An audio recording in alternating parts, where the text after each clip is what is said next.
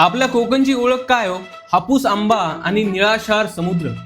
पण लवकरच हे सगळं संपू शकतं, कारण अंबानी आणि अदानी कोकणामध्ये येत आहेत. कोकणात जो 6.5 लाख कोटींचा न्यूक्लिअर प्रोजेक्ट येतोय, त्याची एक अत्यंत काळी आणि गंभीर बाजू आहे, जी तुम्हाला कुणीच सांगितलेली नाहीये. पहिली गोष्ट म्हणजे थर्मल पोल्युशन. न्यूक्लिअर रिॲक्टर थंड करण्यासाठी वापरलेलं लाखो लिटर गरम पाणी थेट समुद्रात सोडलं जाणार. त्यामुळे समुद्राचं तापमान 3 ते 4 डिग्रीने वाढेल. मरीन शास्त्रज्ञ म्हणतात की तिथे समुद्रात डेड झोन्स तयार होतील. याचा थेट अर्थ असा आहे की बांगडा, पापलेट, कोळंबी सगळं संपलं. लाखो कोळी बांधवांचा पिढ्यानपिढ्या चालत असलेला मासेमारीचा व्यवसाय एका फटक्यात उद्ध्वस्त होऊ शकतो. दुसरी गोष्ट म्हणजे आपला हापूस आंबा. आता मला सांगा, न्यूक्लिअर प्लांट्सच्या आसपास पिकणाऱ्या हापूसला आणि काजूला इंटरनॅशनल मार्केटमध्ये रेडिएशनच्या भीतीमुळे तोच भाव मिळेल का हो?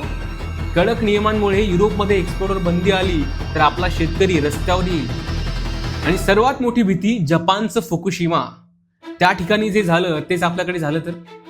निसर्गाच्या कोपापुढे मानवी तंत्रज्ञान नेहमीच अपुरं पडतं. नोकऱ्या आणि विकासाच्या नावाखाली आपला निसर्गरम्य कोकण बळी दिला जातोय का? मित्रांनो, हे फक्त 1.5 मिनिटाचं रील आहे, पण पूर्ण सत्य खूप मोठं आहे. त्याचा संपूर्ण आणि अनबायस्ड व्हिडिओ मी माझ्या YouTube चॅनलवरती अपलोड केलेला आहे.